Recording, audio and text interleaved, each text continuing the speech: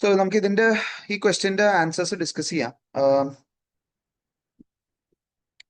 So ഞാൻ എന്ത് ചെയ്യാന്ന് വെച്ച് കഴിഞ്ഞാല് ഹലോ സാർ, ഹലോ, ഒരു കാര്യം പറയാണ്ടായിരുന്നു. പറഞ്ഞു. സാർ, ഇന്ന് ഇവിടെ ഇവിടെ 8:15 നാമം റംദാൻ പ്രമാണിച്ചിട്ട് മെസ്സ് അടക്കും. Okay okay. അപ്പം കുറച്ച് നേരത്തെ ഇതാക്കാൻ വേണ്ടിയിട്ടായിരുന്നു സാർ.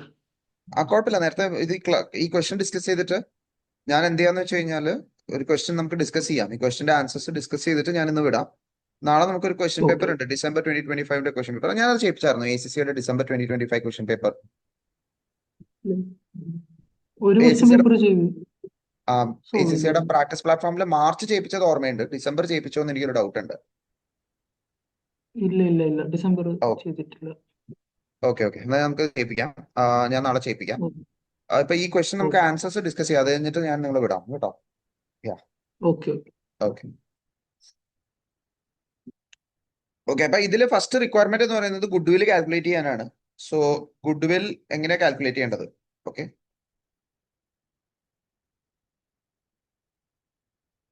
ഗുഡ് വിൽ റിക്വയർമെന്റ് ഒന്ന്, consideration transferred.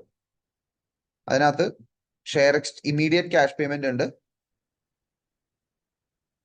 Immediate cash payment. Okay, എത്ര ഇമ്മീഡിയറ്റ് ക്യാഷ് പേയ്മെന്റ് വരുന്നത്? 250 ആണ്. ഓക്കെ, 224 ആണ് ഇമ്മീഡിയറ്റ് ക്യാഷ് പേയ്മെന്റ്. അതെങ്ങനെയാ കാൽക്കുലേറ്റ് ചെയ്തിരിക്കുന്നത്? 80% അക്വയർ ചെയ്തു, 100 million shares, and we gave 2.80 per share, $2.80 per share. So dollar millions. Okay, dollar millionല് 80% into 100 into 2.80, 224 million ആണ് immediate cash payment. Then you have share exchange. എന്താണ് share exchange എന്ന് പറയുന്നത്? ദേ issued എത്ര shares ആണ്? Share exchange ratio എന്താ? നോക്കട്ടെ, 1:4 share exchange. ഇപ്പൊ share exchange ഉള്ളപ്പോൾ നമ്മൾ എപ്പോഴും ആരുടെ വാല്യൂ ആണ് എടുക്കേണ്ടത്? പേരന്റിന്റെ ഷെയർ വാല്യൂ ആണ് എടുക്കേണ്ടത്. പേരന്റിന്റെ ഷെയർ വാല്യൂ എത്രയാ? പേരന്റിന്റെ ഷെയർ പ്രൈസസ് 12.50, കറക്റ്റ്. സോ ഇതേപോലെ തന്നെ 80% അക്വയർ ചെയ്യുന്നു, 100 million shares of subsidiary for 1:4 into 1/4 multiplied by 12.50. So 80% into 100 into 1/4 into 12.50.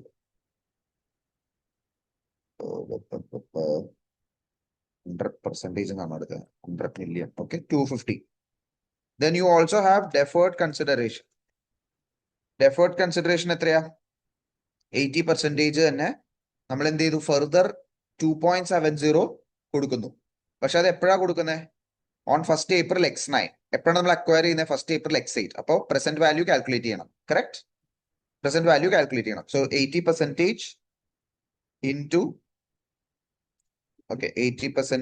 into 100 million into 2.70 ഇതാണ് നമ്മൾ കൊടുക്കുന്നത്. Divided by 1 plus R. R എത്രയാണ്? 1/8 അല്ലെ? Raise to 1. R എന്ന് പറയുന്നത് cost of capital 8% so raise to 1.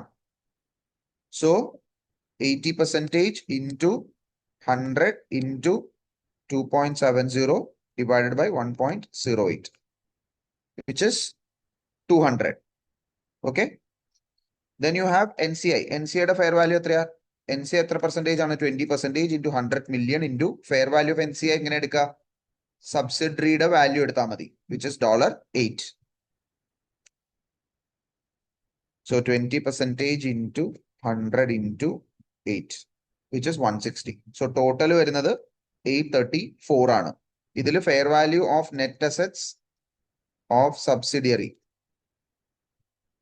Share capital എത്രയാ വരുന്നത്? Share capital, സബ്സിഡറിയുടെ share capital at the date of acquisition അവർ തന്നിട്ടുണ്ടാവുമല്ലോ.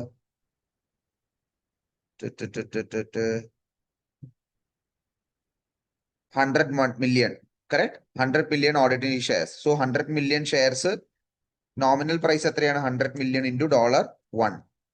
So 100. ഇതായിരിക്കും share capital of the subsidiary. Retained earnings എത്രയാണ്? റീറ്റെയിൻഡ്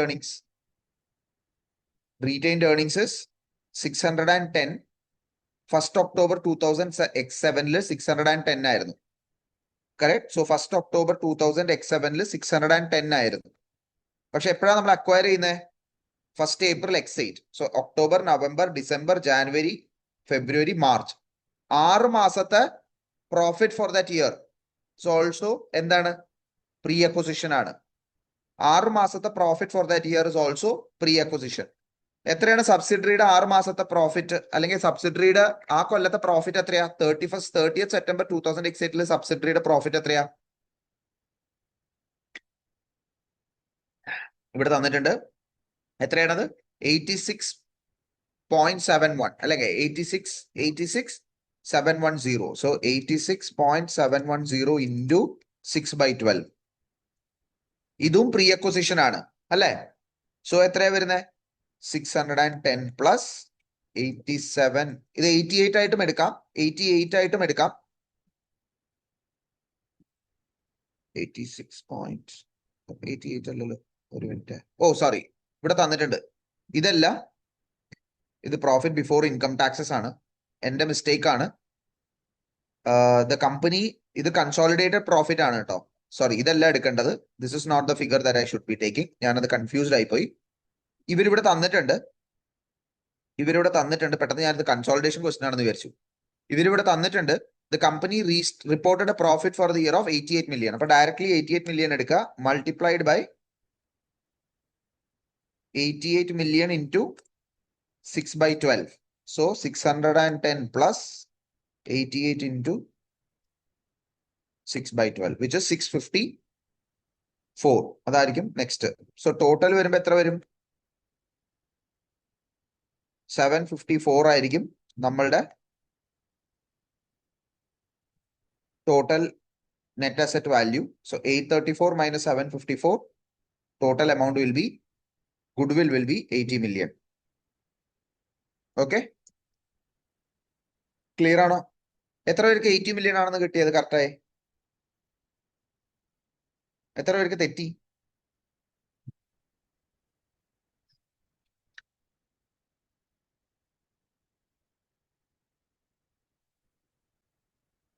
തെറ്റോ കറക്റ്റോ? ഓക്കെ, ഞാൻ ആൻസർ അയച്ചുതരാം, പോയിട്ട് ചെക്ക് ചെയ്യാം കേട്ടോ. Alright, second question. ഓക്കെ, ഇപ്പൊ ഗുഡ്വിൽ കറക്റ്റ് ആയി കഴിഞ്ഞാൽ നിങ്ങൾക്ക് എത്ര മാർക്ക് സ്കോർ ചെയ്യാൻ പറ്റും? If your goodwill is correct, നിങ്ങൾക്ക് എത്ര മാർക്ക് കിട്ടും? You will get 5 marks. ഇത് കറക്റ്റ് ആണെന്നുണ്ടെങ്കിൽ you will get 5 marks. Okay, ഇനി ഇതില് നിങ്ങളുടെ ടോട്ടൽ നമ്പർ തെറ്റിയാൽ കുഴപ്പമില്ല. ഇവിടെ കണ്ടോ, 1 2 3 4, ദെൻ ഇതിന് 5. സോ 1 2 3 4, ദെൻ ഈ ടോട്ടൽ റീറ്റെയിൻ ഏർണിംഗ്സ് കിട്ടാനതിന് 1 mark ആണ്. അങ്ങനെയാണ് ടോട്ടൽ എത്ര വരുന്നത്? 5 marks വരുന്നത്. So even if your goodwill goes wrong, നിങ്ങൾ ചിലപ്പോൾ ലൂസ് ചെയ്യുന്നത് 2 or 3 marks, 1 or 2 marks ആയിരിക്കും, depending upon what you lost. Okay, clear ആണോ? സോ ഇങ്ങനെയാണ് മാർക്കിംഗ് സ്കീമ വരുന്നത്. ലെറ്റ്സ് സേ ഫോർ എക്സാമ്പിൾ എന്റെ റീറ്റെയിൻഡ് ഏർണിംഗ്സ് തെറ്റി എന്ന് വിചാരിക്കുക. അപ്പൊ ഗുഡ്വിൽ എന്തായാലും തെറ്റും. അപ്പൊ എന്റെ ഇത് പോവും. അപ്പൊ I might end up getting 4 marks. Clear? Right, അങ്ങനെയാണ് മാർക്കിംഗ് സ്കീമ വരുന്നത്. Okay, now ratios. ഞാനിത് എന്തിനാ പറഞ്ഞു തരണേന്ന് വെച്ച് കഴിഞ്ഞാൽ നിങ്ങൾക്ക് ഒരു ഐഡിയ കിട്ടാൻ വേണ്ടിയിട്ടാണ്. കറക്റ്റ് ചെയ്യുമ്പോൾ നിങ്ങൾക്ക് തന്നെ ഒരു ഐഡിയ കിട്ടും എങ്ങനെയാണ് ഇത് കറക്റ്റ് ചെയ്യേണ്ടത് എന്നുള്ളത്. അടുത്ത ആഴ്ച മൊത്തം മോക്കായിരിക്കും. ഞാൻ പറഞ്ഞു തരാം എപ്പോഴൊക്കെ നിങ്ങൾ മോക്ക് എഴുതണം എന്നുള്ളത്. അന്നത്തെ സമയത്ത് ആ ഡേറ്റിൽ നിങ്ങൾ മോക്ക് എഴുതണം. ഞാൻ പറയും, കൃത്യമായിട്ട് പറയും.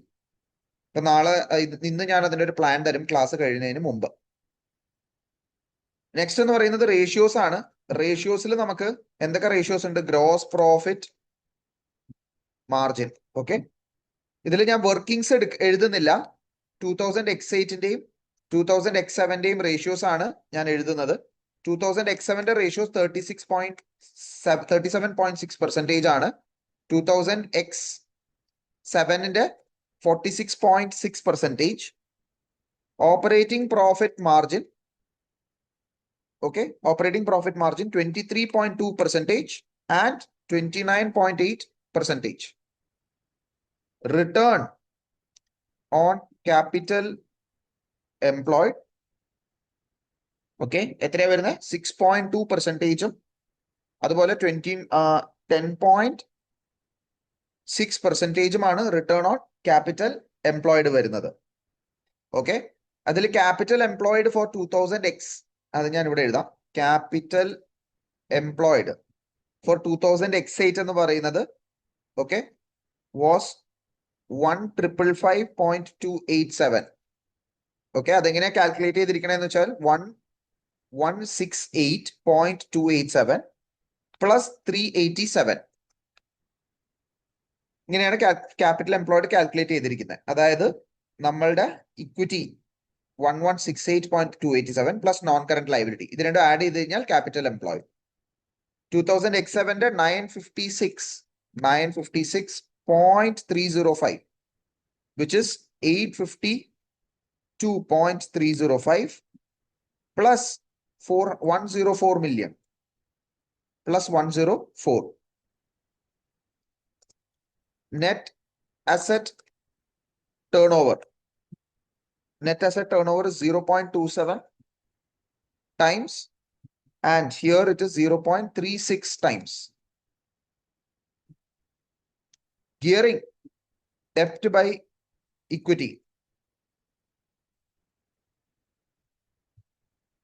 Debt by equity 33.1% and 12.2%. Okay, interest cover. Interest cover is 9.6 times and ഇത് 31.8 times.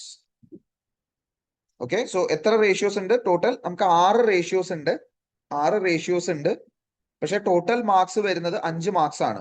ടോട്ടൽ ഇത്രയും റേഷ്യോസ് കറക്റ്റ് ആയി കഴിഞ്ഞാൽ നിങ്ങൾ കിട്ടുന്നത് ടോട്ടൽ 5 മാർക്സ് ആണ്. അപ്പൊ ഏതെങ്കിലും ഒരു റേഷ്യോ തെറ്റിയാൽ കുഴപ്പമില്ലെന്ന് ചോദിച്ചു കഴിഞ്ഞാൽ കുഴപ്പമുണ്ട്. ചിലപ്പോൾ നിങ്ങൾ 0.5 മാർക്സോ അല്ലെങ്കിൽ 1 മാർക്കോ ലൂസ് ചെയ്യാം. ഓക്കെ, സോ ഒരു റേഷ്യോ തെറ്റിയാൽ 1 മാർക്ക് ലൂസ് ചെയ്യും, 2 റേഷ്യോ തെറ്റിയാൽ 2 മാർക്ക് ലൂസ് ചെയ്യും, 3 റേഷ്യോ തെറ്റിയാൽ 3 മാർക്ക് ലൂസ് ചെയ്യും.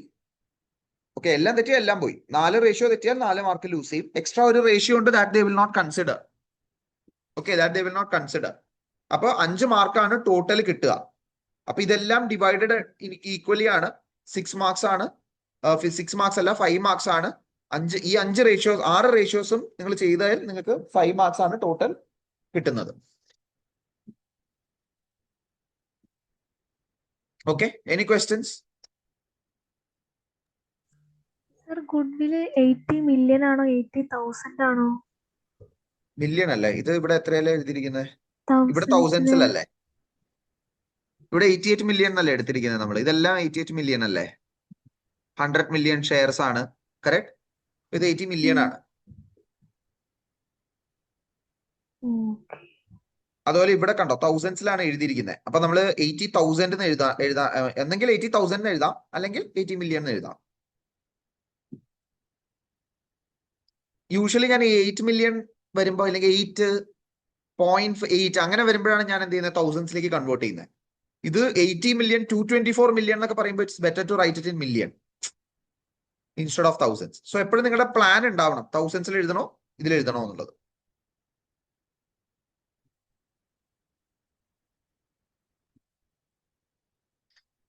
ഓക്കെ,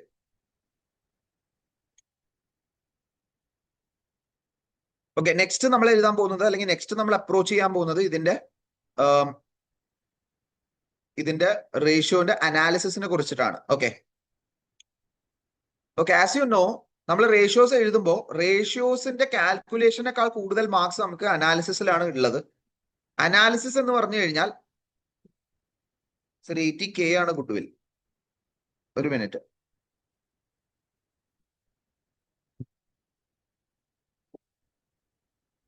അല്ല ഇവിടെ റീറ്റെയിൻഡ് ഏർണിങ്സ് തന്നെ 88 മില്യൺ എന്നല്ലേ തന്നിരിക്കുന്നത്? ഷെയർ ക്യാപിറ്റൽ 610 മില്യൺ എന്നല്ലേ തന്നിരിക്കുന്നത്, അല്ലേ? Retained earnings 80 million. ഇവിടെ 100 മില്യൺ ഓർഡിനറി ഷെയർസ് എന്ന് പറയുമ്പോൾ 100 മില്യൺ ആവില്ലേ? റൈറ്റ്. അപ്പൊ നമ്മളിവിടെ റിപ്പോർട്ട് ചെയ്യേണ്ടത് മില്യണിലല്ലേ?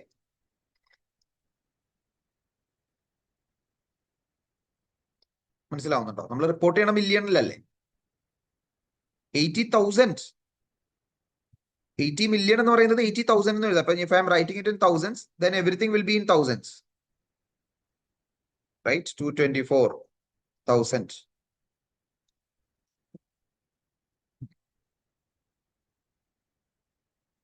into 1000. സോ ഇങ്ങനെയും എഴുതാം. ഇതാണ് എന്ത് വരുന്നത്?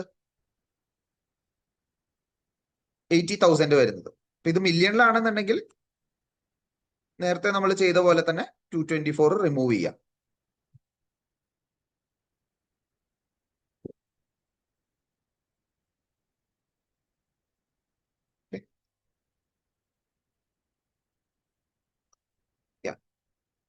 റൈറ്റ്. എപ്പോഴും ശ്രദ്ധിക്കുക, മില്യൺസിന്റെ ചിലപ്പോൾ ഇത് 610K എന്ന് എഴുതാം, അല്ലെങ്കിൽ ചിലപ്പോൾ അവര് 0.610 മില്യൺ എന്നായിരിക്കാം. അപ്പൊ അങ്ങനെ ആവുമ്പോൾ 610 എന്ന് എഴുതിയിട്ട് 610 അല്ലെങ്കിൽ 80,000 അങ്ങനെ ആവും. Any case, be careful on that part. Okay. അപ്പൊ നമ്മള് ഇവിടെ compare to the prior year figures ആണ് കമ്പയർ ചെയ്യുന്നത്. അപ്പൊ നമ്മൾ കമ്പയർ ചെയ്യുമ്പോൾ എപ്പോഴും നമ്മൾ എഴുതേണ്ടത് എന്താണ്? പ്രോഫിറ്റ് കുറഞ്ഞു, അത് മാത്രം എഴുതിയിട്ട് കാര്യമില്ല. You cannot just simply write gross profit has gone down. What could be the reason gross profit has gone down? അതിനെന്തെങ്കിലും അഡീഷണൽ ഇൻഫർമേഷൻ ഇവിടെ തരുന്നുണ്ടോ? അതിനെന്തെങ്കിലും അഡീഷണൽ ഇൻഫർമേഷൻ തരുന്നുണ്ടോ? ഗ്രോസ് പ്രോഫിറ്റിന് ഒരു ഇൻഫർമേഷൻ തരുന്നുണ്ട്. എന്താണ് തരുന്നത്?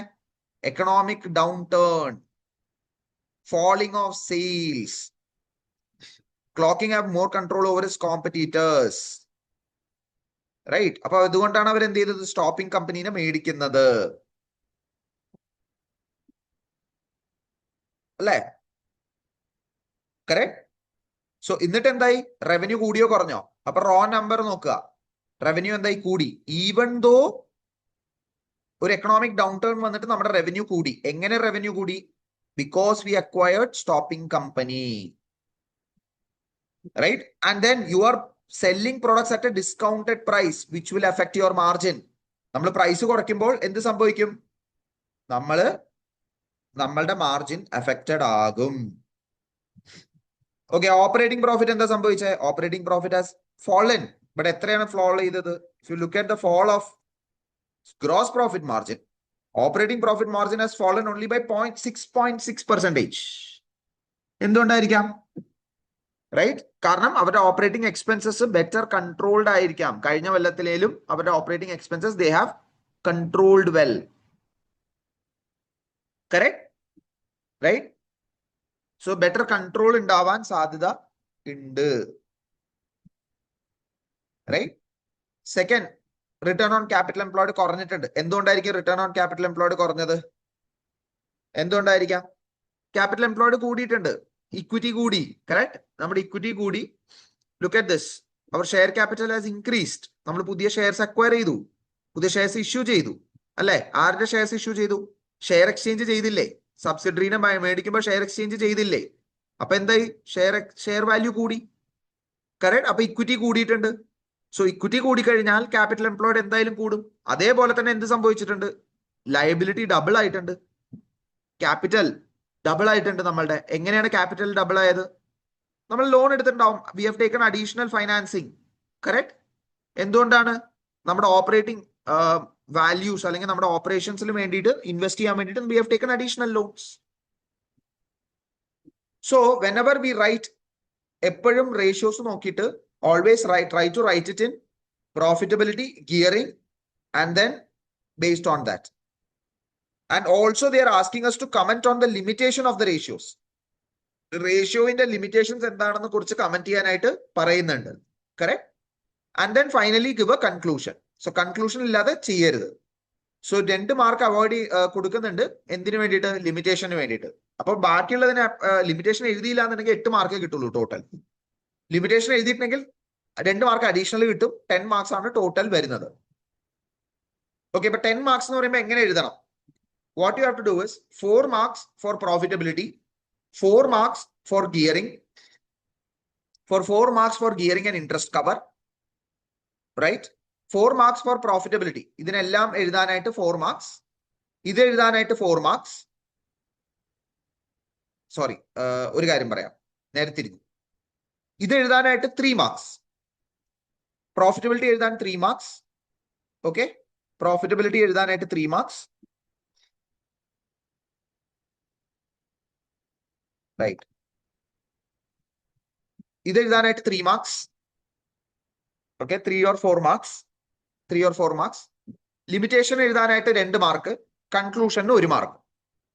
അപ്പോ റേഷ്യോസ് ടോട്ടൽ അനാലിസിസിന് 7 mark. Okay, so ratio analysis 7 mark, limitation 2 mark, conclusion 1 mark. ഇങ്ങനെയാണ് സ്പ്ലിറ്റ് വരുന്നത്. അപ്പൊ ഇതിൽ 3 മാർക്ക്, 4 മാർക്ക് പ്രോഫിറ്റബിലിറ്റിക്ക് ആയിരിക്കും, കാരണം പ്രോഫിറ്റബിലിറ്റിയിൽ 4 റേഷ്യോസ് ഉണ്ട്. അപ്പൊ 4 മാർക്ക് പ്രോഫിറ്റബിലിറ്റിക്കും 3 മാർക്ക് ഗിയറിങ്ങിനും ആയിരിക്കും. അങ്ങനെയായിരിക്കും സ്പ്ലിറ്റ് ഉണ്ടാവുക. ഓക്കെ, പക്ഷെ അതിന്റെ ഡീറ്റെയിൽ ഇല്ല, എന്നാലും ദാറ്റ്സ് ഓക്കെ. സോ ഞാൻ ഫസ്റ്റ് പ്രോഫിറ്റബിലിറ്റിനെ പറ്റി എഴുതാം. Okay, very quickly, the gross and operating profit margin across the 2 years have fallen, which mainly due to the economic downturn, and has the company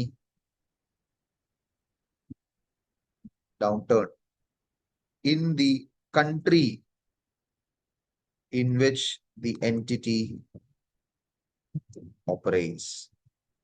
Okay, അതുപോലെ ഇവരുടെ ഒരു sentence പറയുന്നുണ്ട്, the falling sales were the main reason for investment to encourage customers to continue purchasing throughout the economic downward. Many products were being sold at significantly lower prices. So the entity അല്ലെങ്കിൽ the company, കമ്പനിയുടെ പേരെന്താ?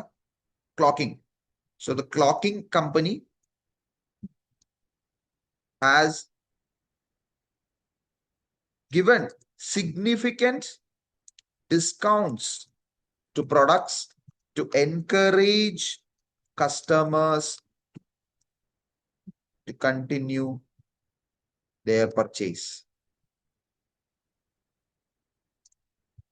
which would have led to fall in margins. Correct?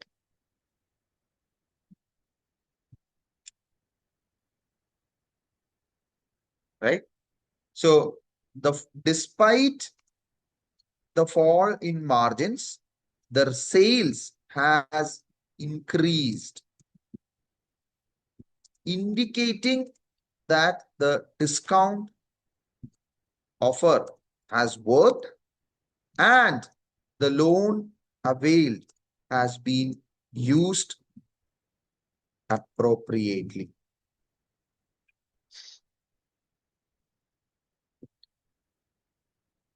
Operating profit margin has not fallen as much as the gross profit margin, suggesting that the companies have controlled operating expenses well.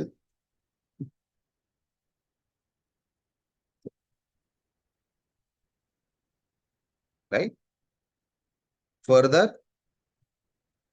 this is despite the fee paid to acquire the subsidiary stopping code. So, ഒരു കമ്പനീനെ acquire ചെയ്യണമെങ്കിൽ വെറുതെ acquire ചെയ്യാൻ പറ്റില്ല, കുറെ fees കൊടുക്കേണ്ടി വരും. അപ്പൊ ആ ഫീസ് എല്ലാം നമ്മുടെ കമ്പനിയുടെ പേരന്റ് കമ്പനിയുടെ ഓപ്പറേറ്റിംഗ് എക്സ്പെൻസസിൽ കിടപ്പുണ്ട്. അത് കൊടുത്തിട്ട് പോലും ഓപ്പറേറ്റിംഗ് എക്സ്പെൻസസ് എന്താണ് ആയിരിക്കുന്നത്? കുറഞ്ഞിട്ടുണ്ട്, ഇൻക്രീസ് ആയിട്ടില്ല, സിഗ്നിഫിക്കന്റ്ലി ഇൻക്രീസ് ആയിട്ടില്ല. ഒരു $3000 ആയിട്ടല്ലേ 3 million ആയിട്ട് ഇൻക്രീസ് ആവുന്നുള്ളൂ. From 57 million it has increased only to 60 million, which is okay.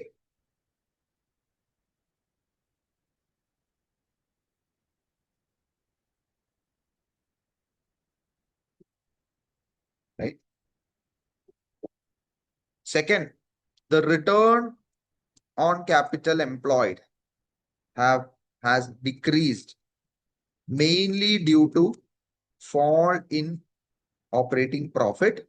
അല്ലെ, ഓപ്പറേറ്റിംഗ് പ്രോഫിറ്റ് എന്താ സംഭവിച്ചിരിക്കുന്നത്? കുറഞ്ഞില്ലേ? From 101 it has reduced. കാരണം എന്തുകൊണ്ടാ? നമ്മള് mainly because of gross profit ആണ്. കാരണം എന്തുകൊണ്ടാ? നമ്മുടെ റവന്യൂ കൂടി, പക്ഷെ നമ്മൾ ഡിസ്കൗണ്ടഡ് പ്രൈസിലാണ് കൊടുക്കുന്നത്. അതുകൊണ്ട് നമ്മുടെ കോസ്റ്റ് കൂടി. Due to fall in operating profit and increase in capital employed by issuing new shares to acquire the subsidiary and taken new loans to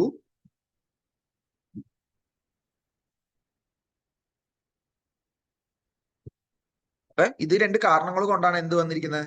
operating profit കൂടിയിരിക്കുന്നത്. Sorry, return on capital employed കൂടിയിരിക്കുന്നത്. Right?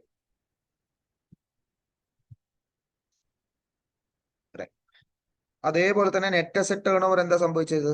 Net asset turnover also decrease ആയിട്ടുണ്ട്, right, by 0.1 times. So the similar reason could also explain the fall in net asset turnover of increase in shares, capital and liability despite an increase in sales. Sales കൂടി, പക്ഷെ എന്ത് കൂടിയിട്ടില്ല? Capital employed അതിനേക്കാൾ കൂടുതൽ കൂടി. അതുകൊണ്ടാണ് net asset turn over കുറയുന്നത്. So കൂടുതൽ information ഒന്നും തന്നിട്ടില്ല. അതുകൊണ്ടാണ് നമ്മൾ എന്ത് ചെയ്യുന്നത്? നമ്മൾ ഇത് കുറച്ചും കൂടെ സട്ടിലായിട്ട് എഴുതുന്നത്, റൈറ്റ്? കൂടുതൽ ഇൻഫർമേഷൻ കിട്ടാത്തതുകൊണ്ട്. Gearing, non-current liabilities have increased by $283 million. എങ്ങനെയാണത്? 387 minus 104. 387 minus 104, right? Of which 25 million relates to new loan issued to finance future operations. This means that there must be other borrowings which clocking company has taken out and we have no information regarding the same. So 25 million loan നോട്ട്സിനെ കുറിച്ചിട്ട് നമുക്ക് പറഞ്ഞിട്ടുണ്ട്. പക്ഷെ 283 million ആണ് liability കൂടിയിരിക്കുന്നത്. So അതുകൊണ്ട് നമുക്ക് അതിനെപ്പറ്റി അറിയില്ല. അത് നമുക്ക് ഇൻഫർമേഷൻ തന്നിട്ടില്ല.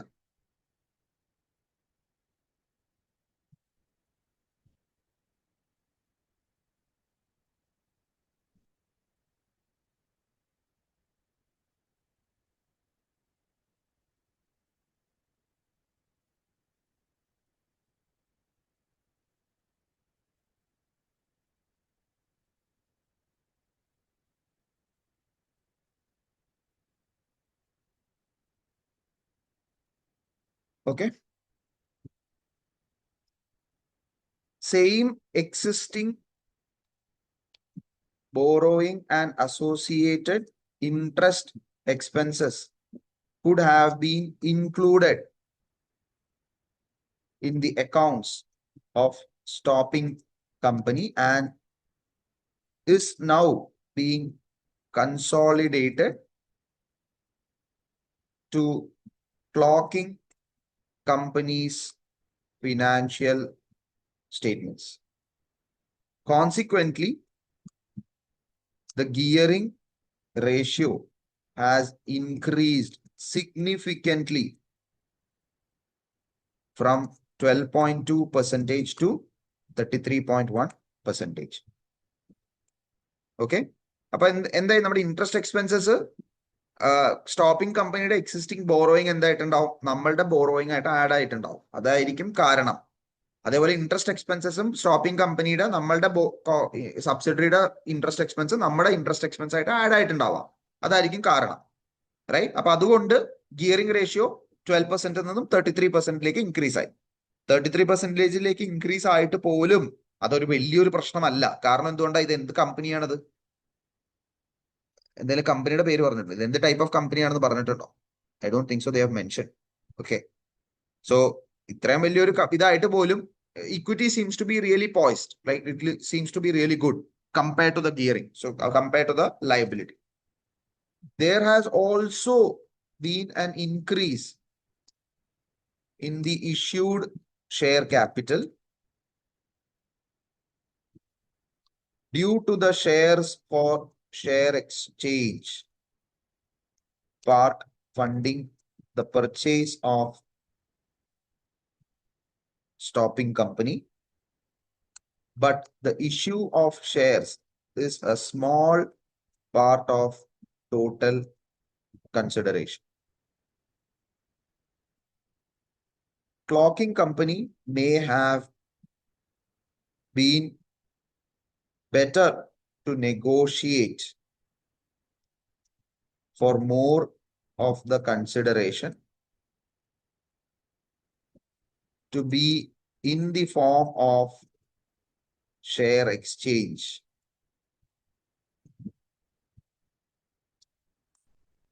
as it now has a liability to fund a deferred payment on 1st April 2000. So പല തരത്തിലുള്ള കൺസിഡറേഷൻ കൊടുത്തിട്ടുണ്ട്. അതില് ഇമ്മീഡിയറ്റ് ക്യാഷ് പേയ്മെന്റ് 224 കൊടുത്തു, ഷെയർ എക്സ്ചേഞ്ച് 250 കൊടുത്തു, ഡെഫേർഡ് കൺസിഡറേഷൻ 200 കൊടുത്തു. അപ്പൊ നമ്മളിവിടെ സജസ്റ്റ് ചെയ്യുന്നത് ഈ ഡെഫേർഡ് കൺസിഡറേഷന് പകരം കുറച്ചും കൂടെ അഡീഷണൽ ഷെയർ എക്സ്ചേഞ്ച് കൊടുത്തിരുന്നെങ്കിൽ അത്രയും ക്യാഷ് ഔട്ട്ഫ്ലോ നമുക്ക് ഫ്യൂച്ചറിൽ ഉണ്ടാവില്ല. ഇപ്പൊ നമ്മൾ എന്ത് ചെയ്യണം? അഡീഷണൽ 200 മില്യൺ ക്യാഷ് ആയിട്ട് ഒരു കൊല്ലം കഴിഞ്ഞ് കൊടുക്കേണ്ടി ഇരിക്കുന്നു. അപ്പൊ അത് നമ്മുടെ ഫെർദർ ഫ്യൂച്ചർ ക്യാഷ് ഫ്ലോസിനെ, ലിക്വിഡിറ്റീനെ അഫക്റ്റ് ചെയ്യും എന്നുള്ളതാണ് നമ്മളിവിടെ എഴുതി വെച്ചിരിക്കുന്നത്. ഓക്കെ, ഇതിന്റെ ലിമിറ്റേഷൻസ് എഴുതാം. ഓക്കെ, സോ 4 മാർക്സ് എഴുതുമ്പോൾ എപ്പോഴും ആലോചിക്കുക 4 പാരഗ്രാഫ്സ് ഓഫ് 2 sentences ഈച്ച്. അതാണ് ഇവിടെ എഴുതിയിരിക്കുന്നത്. 1, 2, 3, 4 4 പാരഗ്രാഫ്. ഇത് 3 മാർക്കിനാവുമ്പോൾ 3 പാരഗ്രാഫ്സ് ഓഫ് 2 sentences ഈച്ച്. 1, 2, 3. എപ്പോഴും റേഷ്യോ അനാലിസിസിൽ എഴുതേണ്ട കാര്യങ്ങൾ 1 പാരഗ്രാഫ് ഓഫ് 2 sentences 1 മാർക്ക്. അങ്ങനെ ആലോചിക്കുക. അപ്പൊ 4 മാർക്കിനാണെങ്കിൽ 4 പാരഗ്രാഫ് എഴുതണം ഓഫ് 2 sentences ഈച്ച്. ഇതൊരു റൂൾ ഓഫ് തമ്പ്, ഞാൻ ഉണ്ടാക്കിയ റൂളാണ്. ACCA പറയുന്ന റൂളൊന്നും അല്ല. ഞാൻ ആൻസർ എഴുതുമ്പോൾ ഇങ്ങനെ ആലോചിച്ച് വെക്കുന്ന റൂളാ, എത്ര എഴുതണം എന്നുള്ള ചോദ്യത്തിന്. കേട്ടോ? സോ ലിമിറ്റേഷൻ എന്താണ്? Limitation the consolidated financial statements for the year ended 30th September 2008 only include stopping company from 1st April 2008, and so the results are not fully comparable. 6 മാസത്തെ കൺസോളിഡേറ്റഡ് ഫിഗേഴ്സ് മാത്രമേ ആ റിസൾട്ടിൽ ഉള്ളൂ. അപ്പൊ അത് എന്ത് ചെയ്യാൻ പറ്റില്ല? നമുക്ക് കമ്പയർ ചെയ്യാൻ പറ്റില്ല. We do not have any information about companies operations, and if the companies each sell different products in different markets,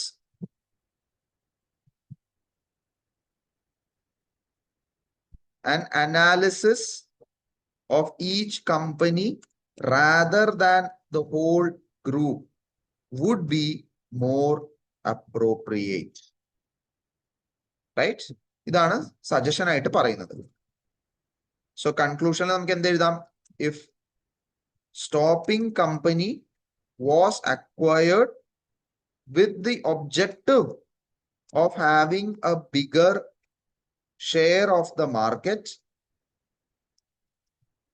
and improving profitability it has not yet achieved its objectives. However, without reviewing the individual financial statements of stopping company, it is not possible to explain why this might be the case.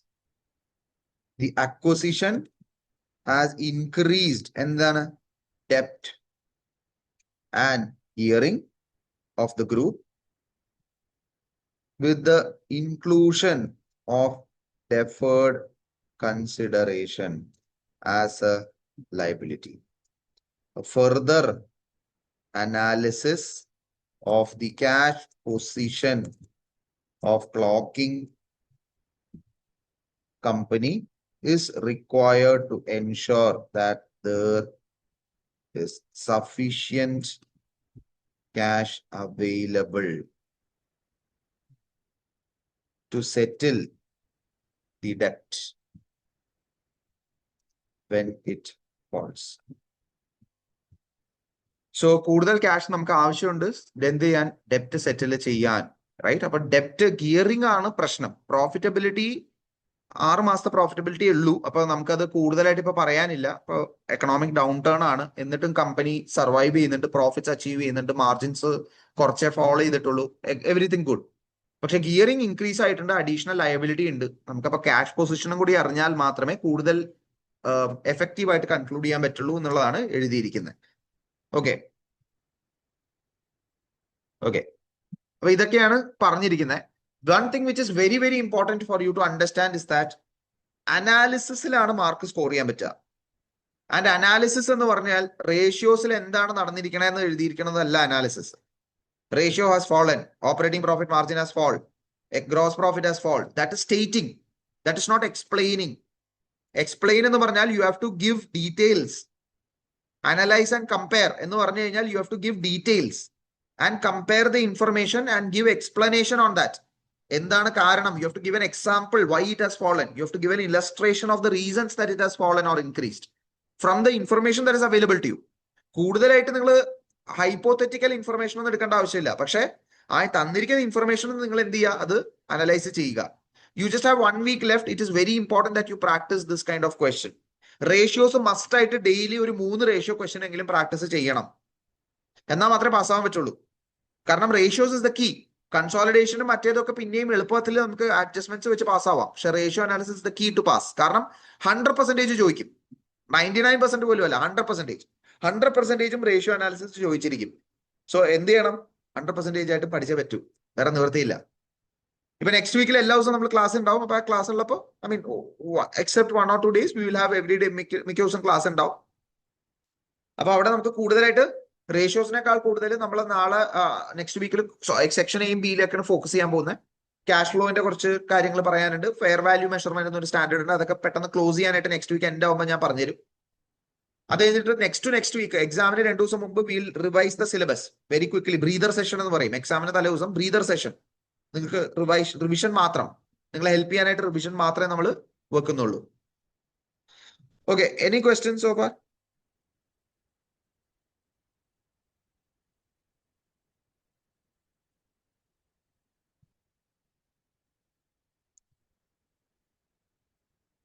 Okay, you take a break. ഒരു 5 minutes break എടുത്തോ. 9:20 resume ചെയ്യാം. I have a question that we need to. അത് കഴിഞ്ഞാൽ ഞാൻ വിടാം. നിഖിൽ ഒരു 9:45 പോയാ പോരെ?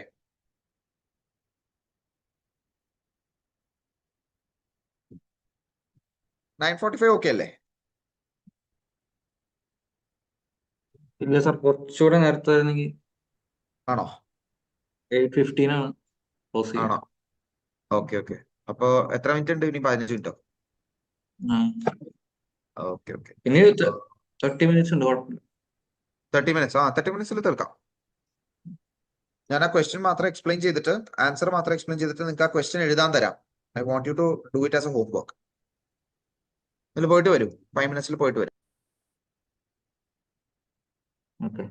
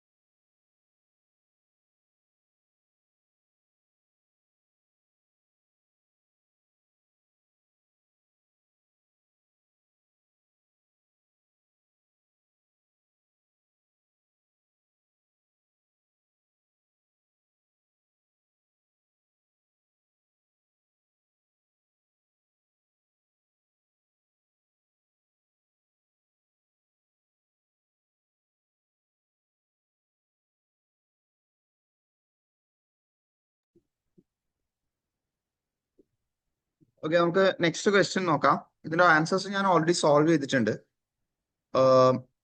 ഓക്കെ, അതിന് ആൻസേഴ്സിന്റെ സോൾവ് ചെയ്ത് ഞാൻ എക്സ്പ്ലനേഷനും എഴുതിയിട്ടുണ്ട്. അപ്പൊ നമുക്ക് അതൊന്ന് ക്വസ്റ്റ്യൻ നോക്കിയിട്ട് ആൻസറും നമുക്ക് ഡിസ്കസ് ചെയ്യാം. അതിനുശേഷം I will give this as a homework to you. നിങ്ങൾ ഇൻഡിപെൻഡന്റ് ആയിട്ട് ഇതൊന്ന് റീറൈറ്റ് ചെയ്യുക. നിങ്ങളുടെ പെർസ്പെക്റ്റീവിൽ നിങ്ങൾ ഇത് റീറൈറ്റ് ചെയ്യുക. കാരണം ഞാനൊന്ന് ഡിസ്കസ് ചെയ്യുമ്പോൾ പെട്ടെന്ന് എല്ലാം ഓർമ്മ ഉണ്ടാവില്ലല്ലോ. നിങ്ങൾ ഉണ്ടോ? എല്ലാവരും ഉണ്ടല്ലോ അല്ലേ? All of you guys are there, right? Yes, okay, good. അപ്പൊ നിങ്ങളുടെ പെർസ്പെക്റ്റീവിൽ നിങ്ങൾ ഇതൊന്ന് എഴുതുക. Write it down in your practice platform itself. ഞാൻ എന്റെ ക്വസ്റ്റ്യൻ മാത്രമേ അയച്ചു തരുള്ളൂ, ആൻസർ അയച്ചു തരില്ല. സോ നിങ്ങൾക്ക് ഒരു ഐഡിയ കിട്ടും. സോ നമുക്ക് ക്വസ്റ്റ്യനും ആൻസറും ഒരുമിച്ച് വായിക്കാം. Aqua Limited is a limited listed company to grow through acquisition. It has currently 5 million. So ഒരു കമ്പനിയുടെ അടുത്ത് $5 million ക്യാഷ് അവൈലബിൾ ആണ് ടു ഇൻവെസ്റ്റ്മെന്റ് വൺ കമ്പനി. അപ്പൊ അവർ രണ്ട് കമ്പനീനെ കമ്പയർ ചെയ്യാണ്. ഒന്ന് കോറലും മറ്റത് റീഫും.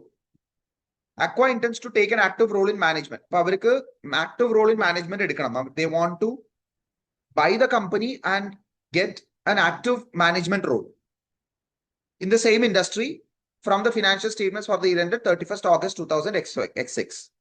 Statement of P&L തന്നിട്ടുണ്ട്. Revenue, gross profit, operating profit, profit before income tax, interest expenses. So Coral company and Reef companyയുടെ ഡീറ്റെയിൽസ് എല്ലാം പറഞ്ഞിട്ടുണ്ട്. അതുപോലെ തന്നെ ഫിനാൻഷ്യൽ പൊസിഷൻ തന്നിട്ടുണ്ട്. Equities and liabilities, ordinary share capital, retained earnings, non current liabilities, loan payable etcetera. Additional information തന്നിട്ടുണ്ട്. Coral purchased an item of equipment from overseas suppliers $6 million. Paid the invoice, foreign exchange has not yet been recorded. അപ്പൊ ഇവരെന്ത് ചെയ്തു? ഒരു overseas സപ്ലയറുടെ നിന്ന് ഒരു plant മേടിച്ചു, പക്ഷെ അത് ഫോറിൻ എക്സ്ചേഞ്ചിന്റെ കൺവേർഷനിൽ റെക്കോർഡ് ചെയ്തിട്ടില്ല. അപ്പോൾ ഓപ്ഷൻ ബി അതാ പറയുന്നത്, calculate the foreign exchange. So foreign exchange നമ്മൾ കാൽക്കുലേറ്റ് ചെയ്യണം. Coral has 8% loan notes issued several years ago and these are redeemable on 31st August. Reef negotiated a 2 million 10-year bank loan to fund the purchase of new equipment. The principal is repayable in redemption date. അപ്പോൾ നമ്മുടെ year end എന്ന് പറയുന്നത് 31st August 2006 ആണ്. കോറലിന്റെ loan 2 കൊല്ലം കഴിഞ്ഞാൽ redeemable ആവും. വെറാസ് റീഫിന്റെ loan എപ്പോഴാണ് redeem ആവുന്നത്? August 2004 മേടിച്ചിരിക്കുന്നത്. അപ്പൊ ഇനിയും 10 കൊല്ലം ഉണ്ട്. Potential prices per share the Aqua may pay for each companies is $1. Shares are estimated as follows: company $, Coral company $6, Reef company 6.25. Neither Coral nor Reef have issued ordinary shares or raised additional long-term borrowings in the year ended 31st August 2006. Okay? Calculate using the pre-formatted response provided and ignoring Coral company's foreign exchange difference the following ratios of Coral and Reef: gross profit margin, operating profit margin, return on capital employed, gearing. Calculate the foreign exchange using the pre-formatted response provided below: operating profit margin, return on capital employed, gearing. അപ്പോൾ foreign എക്സ്ചേഞ്ചിന്റെ ഇമ്പാക്റ്റിന് before എന്ത് ചെയ്യുക? Ratios calculate ചെയ്യുക. Foreign എക്സ്ചേഞ്ചിന്റെ impact കഴിഞ്ഞതിന് ശേഷമുള്ള ratios calculate ചെയ്യാം. And then analyse the performance. Okay, അതിനാണ് 13 marks ഉള്ളത്. അപ്പോ ബിഫോർ ഫോറിൻ എക്സ്ചേഞ്ചിന് എങ്ങനെയാണ് ഫോറിൻ എക്സ്ചേഞ്ച് ആദ്യം എഫക്ട് ചെയ്യുന്നത് അത് ആദ്യം മനസ്സിലാക്കുക. അപ്പോ ഫോറിൻ എക്സ്ചേഞ്ച് എങ്ങനെയാണ് എഫക്ട് ചെയ്യുന്നത്? ഇവരെന്താ ചെയ്തിരിക്കുന്നത്? On 31st October, December, Coral purchased an item of plant which cost $6 million dinars, paid the invoice in full. The foreign exchange difference has not yet been recorded or calculated. അപ്പൊ ഈ foreign exchange ഉണ്ടെങ്കിൽ അത് gain ആണെങ്കിൽ profit കൂട്ടും, equity കൂടും. Loss ആണെങ്കിൽ profit കുറയും, equity കുറയും. അല്ലെ? കറക്റ്റ് അല്ലേ? അതേപോലെ തന്നെ നമ്മൾ ഒരു പേയബിൾ ഉണ്ട്, നമ്മൾ പൈസ കൊടുത്തിട്ടില്ല. Correct? We have not paid it. അപ്പൊ നമ്മൾ എന്തുണ്ട്? ആ എമൗണ്ട് ഇത് എപ്പോഴാണ് പേ ചെയ്തിരിക്കുന്നത്? April 2006 പേ ചെയ്തിരിക്കുന്നത്. April 2006 നമ്മൾ എപ്പോഴാണ് കാൽക്കുലേറ്റ് ചെയ്യുന്നത്? 31st August 2006 നമ്മൾ കാൽക്കുലേഷൻ ചെയ്യുന്നത്. അപ്പൊ 6 മാസം, ഡിസംബർ XY, ഡിസംബർ 6 മാസം അല്ല, ഡിസംബർ, ജാനുവരി, ഫെബ്രുവരി, മാർച്ച് 4 മാസത്തെ ഫോറിൻ എക്സ്ചേഞ്ച് മൂവ്മെന്റ് നമ്മൾക്ക് ഉണ്ടാവും. കാരണം എന്തുകൊണ്ടാ? പേയ്മെന്റ് ചെയ്ത് കഴിഞ്ഞു. അപ്പൊ പേയ്മെന്റ് ചെയ്തത് കൊണ്ട് ലയബിലിറ്റി ഒന്നുമില്ല. പക്ഷെ ആ ഫോറിൻ എക്സ്ചേഞ്ച് എന്താ സംഭവിക്കുക? നമ്മുടെ ഇക്വിറ്റി കൂടുക. ഗെയിൻ ആണെങ്കിൽ ഇക്വിറ്റി കൂടും. എങ്ങനെ? പ്രോഫിറ്റ് കൂടിയാൽ റീറ്റെയിൻഡ് ഏർണിങ്സ് കൂടും. റീറ്റെയിൻഡ് ഏർണിങ്സ് കൂടിയാൽ എന്താവും? എന്താ സംഭവിക്കുന്നത്? നമ്മുടെ ക്യാപിറ്റൽ എംപ്ലോയിഡ് കൂടും. അപ്പൊ ഗിയറിംഗ് കുറയും. അല്ലെ? റിട്ടേൺ ഓൺ ക്യാപിറ്റൽ എംപ്ലോയിഡ് എന്താവും? കുറയും. ഗിയറിംഗ് എന്താവും? കുറയും. ഓപ്പറേറ്റിംഗ് പ്രോഫിറ്റ് മാർജിൻ എന്താവും? കുറയും. അല്ല, കൂടും. സോറി, ഓപ്പറേറ്റിംഗ് പ്രോഫിറ്റ് മാർജിൻ കൂടും. കാരണം എന്തുകൊണ്ടാണ്? നമ്മുടെ ഓപ്പറേറ്റിംഗ് പ്രോഫിറ്റ് കൂടും if it is a foreign exchange gain. Foreign exchange loss ആണെങ്കിൽ ഇതെല്ലാം നേരെ തിരിഞ്ഞ് ഓപ്പറേറ്റിംഗ് പ്രോഫിറ്റ് മാർജിൻ കുറയും. എന്തുകൊണ്ടാ? ഓപ്പറേറ്റിംഗ് ലോസ് ആണല്ലോ, അപ്പൊ പ്രോഫിറ്റ് കുറയും. ക്യാപിറ്റൽ എംപ്ലോയിഡ് എന്താ സംഭവിക്കുന്നത്? റിട്ടേൺ ഓൺ ക്യാപിറ്റൽ എംപ്ലോയിഡ് കൂടും. എന്തുകൊണ്ടാ? ക്യാപിറ്റൽ എംപ്ലോയിഡ് കുറയും. കറക്റ്റ്? അപ്പൊ അതിന്റെ എഫക്ട് നമ്മൾ കണ്ടുപിടിക്കണം എന്നുള്ളതാണ് പറയുന്നത്.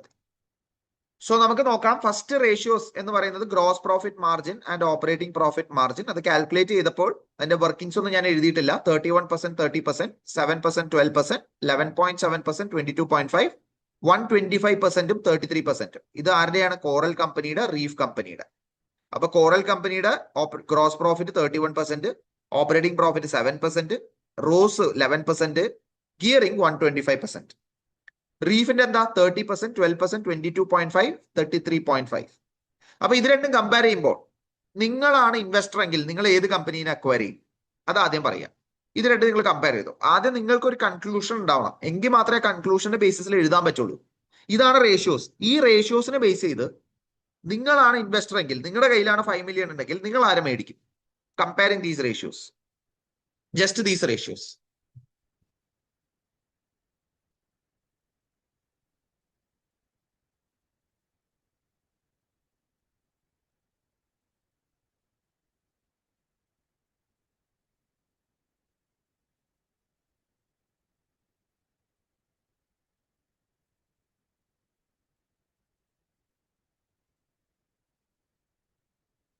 നിങ്ങൾ ഏത് കമ്പനീനെ മേടിക്കും? കോറലിനെ മേടിക്കോ, റീഫിനെ മേടിക്കോ?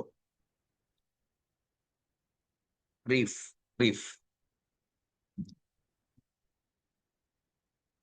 നെബിനെ ആരെ മേടിക്കും?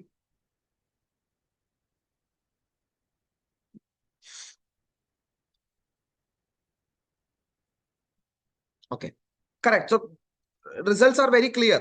Reef company is looking to be better, അല്ലെ? അവരാണ് കുറച്ചും കൂടെ ബെറ്റർ ആയിട്ട് നമുക്ക് തോന്നുന്നത്. റീഫ് കമ്പനിനെയാണ് കുറച്ചുകൂടെ ബെറ്റർ ആയിട്ട് തോന്നുന്നത്.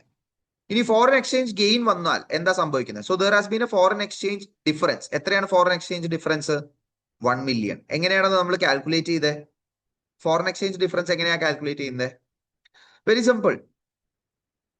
So I will just calculate it over here. Okay, so an item of plant 1st of December 2000 x5. Okay, plant 6 million dinars ആണ് മേടിച്ചത്. സോ ദിനാർ റേറ്റ് എത്രയാ? Rate was 1 dinar is 2 rupees. 1 dinar is $1 is 2 rupees. അപ്പൊ ഡോളറിൽ എത്രയാ വരുന്നത്? എത്ര ദിനാറാണ് നമ്മൾ മേടിച്ചത്? 6 million. Okay, so 6. So ഡോളറിൽ എത്രയാണത്? This is same like currency. So which means we will divide 3, അല്ലെ? അപ്പോ 6 million ദിനാറ്, അതിൽ $1 എന്ന് പറയുന്നത് 2 ദിനാറാണെങ്കിൽ $3 ആണ് നമ്മൾ മേടിക്കുന്നത്. So 6 million. ഈ ഇൻവോയ്സ് നമ്മൾ എപ്പോഴാണ് പേ ചെയ്തത്? 30th April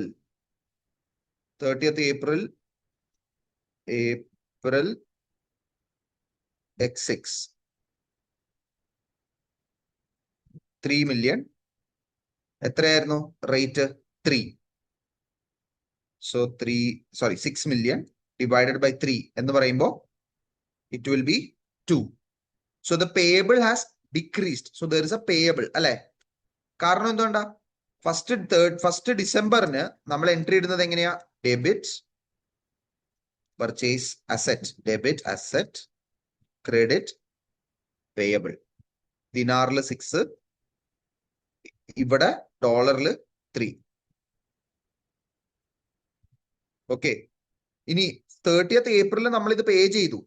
അപ്പൊ ഡെബിറ്റ് പേയബിൾ. എത്ര പേയബിൾ? 6 million ഇൻ ദിനാർ. എത്രയായിരുന്നു? റൈറ്റ്, എത്രയാ നമ്മൾ പേ ചെയ്തത്? Payable will be 3. ക്യാഷ് എത്ര കൊടുത്തു? പക്ഷെ നമുക്ക് അത്രയും ക്യാഷ് കൊടുക്കേണ്ട ആവശ്യമുണ്ടോ? ഇല്ല. 6 million ദിനാർ കൊടുത്തപ്പോൾ നമ്മൾക്ക് ഡോളറിൽ കൊടുക്കേണ്ടി വന്നത് only 2 million. So there has been a gain on FX. എത്രയാ? 1 million gain on FX. 1 million gain on FX. അപ്പൊ അങ്ങനെയാണ് ഈ foreign exchange gain. So foreign exchange gain ആണ്. It is 1 million. അപ്പൊ നമ്മൾ എന്ത് ചെയ്യണം? ഈ ഗെയിനെ ഓപ്പറേറ്റിംഗ് പ്രോഫിറ്റിലേക്ക് ആഡ് ചെയ്യണം. സോ നമ്മുടെ ഓപ്പറേറ്റിംഗ് പ്രോഫിറ്റിലേക്ക് ആഡ് ചെയ്തു. ഓപ്പറേറ്റിംഗ് പ്രോഫിറ്റ് മാർജിൻ എന്തായി? റവന്യൂ ആഡ് ആവില്ല. It will be 13.7%. എത്രയായിരുന്നു നേരത്തെ? 7%. അപ്പൊ വെറുതെ ഈ ഫോറിൻ എക്സ്ചേഞ്ച് ഗെയിൻ കാരണം മാത്രമാണ് നമ്മുടെ ഓപ്പറേറ്റിംഗ് പ്രോഫിറ്റ് മാർജിൻ കൂടുന്നത്. By how much? 13.7%. ആരിന്റെ? കോറലിന്റെ. റിട്ടേൺ ഓൺ ക്യാപിറ്റൽ എംപ്ലോയ്ഡ് എങ്ങനെ നമ്മൾ ഇത് അഡ്ജസ്റ്റ് ചെയ്യും? ഓപ്പറേറ്റിംഗ് പ്രോഫിറ്റിലേക്ക് കൂട്ടി, നമ്മളുടെ ഇതിലേക്ക് കൂട്ടി, ക്യാപിറ്റൽ എംപ്ലോയിഡിലേക്ക് കൂട്ടി. അപ്പൊ റിട്ടേൺ എത്രയായി? 20%. സോ 11.7%. സോ റിട്ടേൺ കൂടി. സോ അപ്പൊ ഞാൻ നേരത്തെ കുറയുന്ന പറഞ്ഞത്, അപ്പൊ ഞാൻ തിരുത്തുന്നു. അത് നമ്മുടെ റിട്ടേൺ കൂടി. കാരണം എന്തുകൊണ്ടാ? നമ്മുടെ പ്രോഫിറ്റും കൂടുന്നുണ്ട്, ക്യാപിറ്റൽ എംപ്ലോയിഡും കൂടുന്നുണ്ട്. സോ എന്ത് സംഭവിച്ചു? സെയിം ഇഫക്റ്റ് ആണ്. അപ്പൊ റിട്ടേൺ അൾട്ടിമേറ്റ്ലി അതെന്തായി സംഭവിച്ചത്? കൂടി. Right. So 4 million plus 5 million. Return on capital employed is 11.7%. It became 20.5%. Okay. Then എന്താ സംഭവിക്കുന്നത്? ഗിയറിംഗ്. എന്താ സംഭവിച്ചത്? ഗിയറിംഗ്, ഡെപ്റ്റ് ബൈ ഇക്വിറ്റി ഗിയറിംഗ് കുറഞ്ഞു. From 125 it is going down. പക്ഷെ ഈ ഗെയിൻ ഉണ്ടായിട്ട് പോലും നമുക്ക് എന്ത് ചെയ്യല്ല, when we compare against Reef company it is better to go with Reef. അതിന് വേറൊരു കാരണം കൂടിയുണ്ട്. If you look at here, ഇവരിവിടെ ഷെയർ പ്രൈസ് പറയുന്നുണ്ട്. അപ്പൊ ഈ ഇൻഫർമേഷന് ഒരു വാലിഡ് എക്സാമ്പിൾ ഉണ്ട്. അതെന്താന്നുള്ളത് ഞാൻ കുറച്ച് വഴിയെ പറഞ്ഞുതരാം. So look at the explanation. നമുക്ക് ഇനി എക്സ്പ്ലനേഷനിലേക്ക് പോവാം. When we compare the performance, നമ്മൾ രണ്ട് കമ്പനീനെയാണ് കമ്പയർ ചെയ്യുന്നത്. Corals gross profit margin is 31%, is higher than Reef slightly, indicating that Coral have a better control over the cost or might be charging marginally higher sale price. അപ്പൊ coral എന്താവുന്നു, cost of sales അവരുടെ കുറവാണ് marginally, അല്ലെങ്കിൽ price vice റീഫിനെ compare ചെയ്യുമ്പോൾ better ആയിട്ടാണ് price കൊടുക്കുന്നത്. ആവാം, ഒരു രണ്ട് കമ്പനീനെ കമ്പയർ ചെയ്യുമ്പോൾ ഞാൻ 10 രൂപയ്ക്ക് വിൽക്കുകയാണെങ്കിൽ വേറൊരാൾ 12 രൂപയ്ക്ക് വിൽക്കുകയാണെങ്കിൽ 12 രൂപയ്ക്ക് വിൽക്കുന്ന ആളിന്റെ മാർജിൻ കൂടുതലായിരിക്കും, സ്വാഭാവികം. Coral company's operating margin is 13.7%. Even comparing to Reef, the FX gain is substantially lower compared to the Reef, suggesting that Reef has a better efficiency of the operating cost. അപ്പോൾ operating profit ആർക്കാണ് ഭേദം? Operating profit is better for reef company. കാരണം 4,500 reef company is able to generate an operating profit of 1.8. Correct? And operating margin is 12%. കോറലിന്റെ gain വന്നപ്പോഴാണ്, foreign gain വന്നപ്പോഴാണ് 13% വന്നത്. അല്ലെങ്കിൽ their operating margin is only 1 million, which is very bad. കാരണം എന്തുകൊണ്ടാ? They have significant operating expenditure. അവരുടെ operating expenditure is very high. Okay? Even after adjusting, the profit generates higher ROS. Reef company generates higher ROS compared to Coral, right? Further, Coral company's ROS falls significantly lower compared to Reef company if the FX gain are excluded. അപ്പൊ നമ്മൾ FX gain include ചെയ്തിട്ടുണ്ടെങ്കിൽ കോറലിന്റെ 20%ഉം റീഫിന്റെ 22% ആണ്. എന്നിട്ട് റീഫിന്റെ എന്താവുന്നു? Reef കമ്പനിയുടെ return significant ആയിട്ട് affected ആവുന്നുണ്ട്. Reef കമ്പനിയുടെ significantly affected ആവുന്നില്ല, കോറലിന്റെ സിഗ്നിഫിക്കന്റ്ലി അഫക്റ്റഡ് ആവുന്നുണ്ട് if we remove the foreign exchange. അതുപോലെ നിങ്ങൾ പൊസിഷൻ എടുത്ത് നോക്കുകയാണെങ്കിൽ Coral has a debt of 5 million which is repayable in 2 years. അപ്പൊ 2 കൊല്ലം കഴിഞ്ഞ് നമ്മൾ ആ കമ്പനീനെ ഇൻവെസ്റ്റ് ചെയ്യുകയാണെങ്കിൽ നമ്മൾ കൊടുക്കുന്ന 5 million അവരെന്തിനു യൂസ് ചെയ്യത്? ആ ഡെപ്റ്റ് റീപേ ചെയ്യാൻ യൂസ് ചെയ്യും. വേറാസ് അക്വയിൽ ഇൻവെസ്റ്റ് ചെയ്യുകയാണെങ്കിൽ എന്താ സംഭവിക്കുന്നത്? കുറച്ചും കൂടെ ബെറ്റർ റിട്ടേൺ വരാനുള്ള സാധ്യതയുണ്ട്. കാരണം എന്തുകൊണ്ട്? അവരുടെ ഡെപ്റ്റ് ഗിയറിംഗ് റേഷ്യോസ് കൺസിഡറബിളി ലോവർ. കോറലിന്റെ gearing ratio after FX gain it is 100%. അത് മാത്രമല്ല, ഒരു 100% ഗിയറിംഗ് ഉള്ള കമ്പനീനെ നമ്മൾ അക്വയർ ചെയ്യുമ്പോൾ അവരെന്ത് ചെയ്യും? ഈ ഗിയറിംഗ് കുറയ്ക്കാനായിട്ട് പുതിയ ഷെയർസ് ഇഷ്യൂ ചെയ്യും, പുതിയ ഷെയർ ഹോൾഡേഴ്സ്. അപ്പൊ നമ്മളുടെ ഷെയർ എന്താവും? കുറയും. Because when I am buying 10% of the company, they go and issue additional shares to a new person. എന്താ സംഭവിക്കുക? എന്റെ പെർസെന്റേജ് കുറയും. Gearing goes up to 125%, suggests that there is a high risk of cash flow issues. Coral interest are at 600,000 are higher than the interest accrued of 8%. Further information is required to determine whether the 200,000 relates to separate loan notes or whether there are any gearing, whether which has not been factored. അപ്പൊ ഇവരോട് എന്താ പറയുന്നത്? കോറലിന്റെ interest expenses are very high. അത് മാത്രമല്ല, നമ്മളുടെ ഇവരുടെ loan എടുത്തു കഴിഞ്ഞാൽ 8% 5 million എന്ന് പറഞ്ഞു കഴിഞ്ഞാൽ ഇറ്റ് ഇസ് ഓൺലി 400,000. പക്ഷെ കോറലിന്റെ ഇൻട്രസ്റ്റ് എക്സ്പെൻസ് എത്രയാ പറയുന്നത്? 600,000. അപ്പൊ അഡീഷണൽ 200,000 അഡീഷണൽ ആയിട്ട് എന്തോ ഉണ്ട്. അതെന്താന്നുള്ളത് നമുക്ക് ഇൻഫർമേഷൻ ഇല്ല. No further information are given in relation to the cash resources available for Coral, and it may consider issuing equity for finance the company, which could impact the potential investment if it chooses to invest in Coral. അപ്പൊ cash flow position എന്താണെന്നുള്ളതൊന്നും പറഞ്ഞിട്ടില്ല. അപ്പൊ കൂടുതൽ cash കിട്ടാനായിട്ട് further ആയിട്ട് ഇനി അവർ പോയിട്ട് വേറെ share ഹോൾഡേഴ്സിന് പൈസ ഇഷ്യൂ ചെയ്യുകയാണെങ്കിൽ, ഷെയർസ് ഇഷ്യൂ ചെയ്യുകയാണെങ്കിൽ നമ്മളുടെ ഇൻവെസ്റ്റ്മെന്റിനെ അഫക്ട് ചെയ്യും. ഇനി നമ്മൾ ഇൻവെസ്റ്റ് ചെയ്യുന്ന ഇൻവെസ്റ്റ്മെന്റ് കോറലിന് എത്ര ശതമാനം ഷെയർ നമുക്ക് കിട്ടും? കോറലിന്റെ ഷെയർ പ്രൈസ് എന്ന് പറയുന്നത് $6 പെർ ഷെയറിലാണ് കിടക്കുന്നത്. അപ്പൊ നമ്മൾ ഇൻവെസ്റ്റ് ചെയ്യുമ്പോൾ 5.1 million ഡിവൈഡഡ് ബൈ 6 നമുക്ക് എത്ര ഷെയർസാ കിട്ടുന്നത്? റൈറ്റ്, എത്ര ഷെയർസ് കിട്ടും? നമ്മൾ ഇൻവെസ്റ്റ് ചെയ്യുമ്പോൾ 5.1 ഡിവൈഡഡ് ബൈ 6 നമുക്ക് 0.85 ഷെയർസേ കിട്ടുന്നുള്ളൂ. 0.85 million ഷെയർസേ കിട്ടുന്നുള്ളൂ. So 5.1 million. So 5.1 divided by 6. So 850,000 shares ആണ് നമുക്ക് കിട്ടുന്നത്. കോറലിന് എത്ര ഷെയർസ് ഉണ്ട്? എത്ര ഷെയർസ് ഇഷ്യൂ ചെയ്തിട്ടുണ്ട് കോറലിന്? 2 million ഷെയർസ് ഇഷ്യൂ ചെയ്തിട്ടുണ്ട്. സോ ഡിവൈഡഡ് ബൈ 2 million എന്ന് പറഞ്ഞു കഴിഞ്ഞാൽ നമ്മൾക്ക് എത്ര പെർസെന്റേജ് കിട്ടും? We get only 42.5%. നമ്മൾ എന്തുകൊണ്ടാ? കാരണം നമ്മൾ ഷെയർ പ്രൈസ് എത്രയാണോ ആ വാല്യൂലല്ലേ മേടിക്കാൻ പറ്റുള്ളൂ. അപ്പൊ നമ്മുടെ അടുത്ത് 5.1 million ഷെയർ ഉണ്ട്. ഒരു കമ്പനിയുടെ ഷെയർ പ്രൈസ് $6 ട്രേഡ് ചെയ്യുന്നത്. അപ്പൊ നമുക്ക് എത്ര ഷെയർ കിട്ടും? 5.1 million is the total value we can invest. Divided by 6 per share എന്ന് പറഞ്ഞാൽ we will get only 850,000 shares. കോറലിന്റെ ടോട്ടൽ ഷെയർസ് എത്രയാ? 2 million.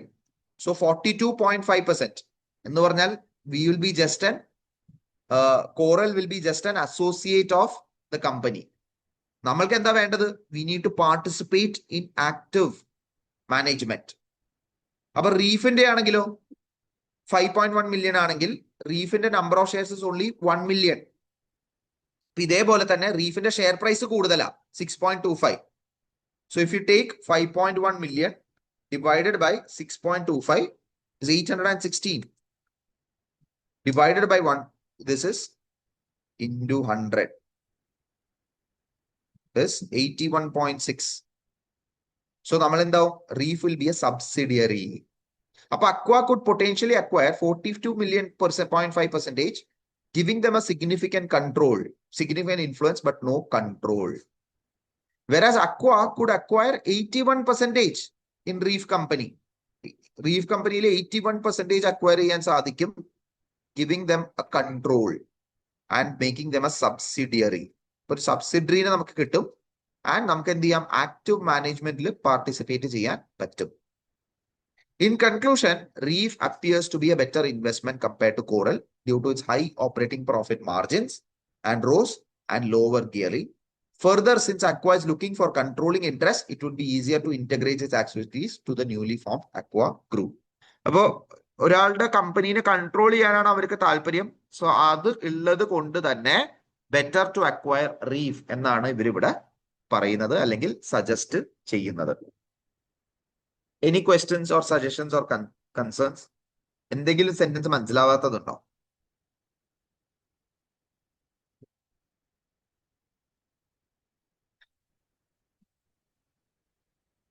ഓക്കെ. സോ ഇവരിവിടെ നിങ്ങളുടെ റിക്വയർമെന്റ് കണ്ടാൽ explain whether Aqua would control over its investment, conclusion with a clear recommendation. അപ്പൊ അതുകൊണ്ടാണ് നമ്മൾ റെക്കമെൻഡേഷൻ ക്ലിയർ ആയിട്ട് കൊടുത്തത് ഏത് കമ്പനിയിലേക്ക് പോകണം. അതുകൊണ്ടാണ് ഞാൻ നിങ്ങളോട് ചോദിച്ചത് റീഫ് എടുക്കണോ കോറൽ എടുക്കണോ എന്ന്. മെജോറിറ്റി ഓഫ് ദ ടൈംസ് ചില സമയത്ത് സ്റ്റുഡൻസ് ഭയങ്കര വെറീഡ് ആണ് കൺക്ലൂഡ് ചെയ്യാൻ. ഞാൻ കൺക്ലൂഡ് ചെയ്താൽ തെറ്റിപ്പോകും. തെറ്റട്ടെ, കുഴപ്പമില്ല. കൺക്ലൂഷൻ എഴുതുന്നതിന് അരമാർക്ക് കിട്ടും നിങ്ങളുടെ കൺക്ലൂഷൻ തെറ്റിയാലും. And it is highly judgemental. ഒരു അനാലിസിസ് ഇസ് ഹൈലി ജഡ്ജ്മെന്റൽ. എന്തൊക്കെ പറഞ്ഞാലും നിങ്ങൾക്ക് പെർഫെക്റ്റ് ആൻസർ സ്കോർ ചെയ്യാൻ ഭയങ്കര ബുദ്ധിമുട്ടായിരിക്കും. പക്ഷെ നമ്മൾ 75 to 80% അക്യുറസി എടുക്കാം. 100% അച്ചീവ് ചെയ്യേണ്ട, ബട്ട് 75 to 80% എടുക്കാം. റേഷ്യോസിൽ എന്താ സംഭവിച്ചിരിക്കുന്നത്, എന്തുകൊണ്ടാണ് ഇത് സംഭവിക്കുന്നത്, എന്താണ് അതിൽ നിന്നും നിങ്ങൾക്ക് മനസ്സിലായത്, അതൊക്കെ നിങ്ങൾ എഴുതണം. നിങ്ങൾക്ക് മനസ്സിൽ തോന്നിയ കാര്യങ്ങളെല്ലാം എഴുതണം. Right? Specifically you have to give a conclusion. പ്രത്യേകിച്ച് കൺസോളിഡേഷൻ പോലത്തെ ടോപ്പിക്സ് ഒക്കെ ആണെങ്കിൽ, കൺസോളിഡേറ്റഡ് സ്റ്റേറ്റ്മെന്റ്സ് ആണ് തരുന്നതെങ്കിൽ അവർ കൺക്ലൂഷൻ എക്സ്പെക്ട് ചെയ്യും. Whether we should buy the subsidiary, നമ്മൾ സബ്സിഡറിനെ സെൽ ചെയ്തത് തെറ്റായി പോയോ ശരിയായി പോയോ, ആ സബ്സിഡറിനെ മേടിച്ചത് ശരിയായി പോയോ തെറ്റായി പോയോ എന്നും പറഞ്ഞിട്ടുള്ള കൺക്ലൂഷൻസ് അവർ ചോദിക്കും. ആൻഡ് എന്തെങ്കിലും അഡ്ജസ്റ്റ്മെന്റ് ഉണ്ടാവും. ഇവിടെ ഫോറിൻ എക്സ്ചേഞ്ച് ആണ്. കഴിഞ്ഞ ക്വസ്റ്റ്യനിൽ എന്തായിരുന്നു? ഈ ക്വസ്റ്റ്യനിൽ ഗുഡ്വിൽ കാൽക്കുലേറ്റ് ചെയ്യാനാണ് ചോദിച്ചത്. മാർച്ച് 2025 എക്സാം നമ്മൾ കണ്ടായിരുന്നു. അവിടെ ഗിയറിംഗിന്റെ ഒരു അഡ്ജസ്റ്റ്മെന്റ് ചെയ്യാൻ പറഞ്ഞായിരുന്നു. ഒരു ലോൺ നോട്ട് ഇഷ്യൂ ചെയ്തായിരുന്നു, കൺവേർട്ടബിൾ ലോൺ നോട്ട്. അപ്പൊ അവിടെ ഗിയറിംഗ് ഇത് ചെയ്യാൻ പറഞ്ഞായിരുന്നു. We had done that question in the class. അതെനിക്ക് ഓർമ്മയുണ്ട്. അപ്പൊ അങ്ങനെ എന്തെങ്കിലും ഒരു അഡ്ജസ്റ്റ്മെന്റ് വരും. So be prepared for that. റേഷ്യോസിൽ എന്തെങ്കിലും അഡ്ജസ്റ്റ്മെന്റ് വരും. So be very well prepared for that. Ratios മാത്രമായിട്ടല്ല ഇപ്പൊ ചോദിക്കുന്നത്, എന്തെങ്കിലും അഡീഷണൽ ആയിട്ട് ഒരു അഡ്ജസ്റ്റ്മെന്റ് കൂടെ ചെയ്യിപ്പിച്ചിട്ടാണ് ചോദിക്കുന്നത്. സോ നിങ്ങൾക്ക് മാർക്ക് സ്കോറിംഗ് പോസിബിലിറ്റി കൂടുതലാണ്. Okay, very important. Daily practice at least 2 ratios questions. Revision kit open ചെയ്യുക. ഡെയിലി 2 ക്വസ്റ്റ്യൻസ് അറ്റ്ലീസ്റ്റ് പ്രാക്ടീസ് ചെയ്യുക for the next 1 to 2 weeks. Okay, that will help you pass the paper for sure. Okay, yeah. So ഞാൻ ഈ question അയച്ചു തരാം. നിങ്ങളൊന്ന് independent ആയിട്ട് ഇത് എഴുതി നോക്കുക. And let's see and just see if you are able to do it well. Okay, ഇനി മൺഡേ മോക്ക് എക്സാം എഴുതണം. Monday, Tuesday, Wednesday. Monday, Tuesday, Wednesday. Sorry, Monday, Wednesday, Friday. Monday, Wednesday, Friday. ഈ 3 ദിവസം നിങ്ങൾ mock exam എഴുതണം. അന്ന് വൈകുന്നേരം തന്നെ mock exam തരണം. ഞാനായിരിക്കും പറയുന്നത് എങ്ങനെയാണ് മോക്ക് എക്സാം എഴുതേണ്ടത്, എന്ത് മോക്ക് എക്സാം ആണ് എഴുതേണ്ടത് എന്നുള്ളത് ഞാൻ പറഞ്ഞു തരും. അത് പറഞ്ഞു കഴിഞ്ഞിട്ട് നിങ്ങൾ അത് എഴുതിയാൽ മതി. മൺഡേ, വെനസ്ഡേ, ഫ്രൈഡേ, ഈ 3 ദിവസമായിരിക്കും മോക്ക് എക്സാം വരിക. ആ മൺഡേ എക്സാം എഴുതി കഴിഞ്ഞാൽ നെക്സ്റ്റ് ഡേ ട്യൂസ്ഡേ അതിന്റെ ഡിസ്കഷൻ ഉണ്ടാവും, തേഴ്സ്ഡേ അതിന്റെ ഡിസ്കഷൻ ഉണ്ടാവും, സാറ്റർഡേ അതിന്റെ ഡിസ്കഷൻ ഉണ്ടാവും. അങ്ങനെയായിരിക്കും ക്ലാസ്സസ് ഇനി കൊണ്ടുപോവുക. ഓക്കെ, ആൻഡ് ഫർദർ ആയിട്ട് മൺഡേ നമ്മൾ കുറച്ചുകൂടി സെക്ഷൻ എ ക്വസ്റ്റ്യൻസ് കുറച്ചുകൂടെ ചെയ്യാം. Section A and B questions കുറച്ചുകൂടെ ചെയ്തിട്ട് will close. Okay, okay. So with that, any questions?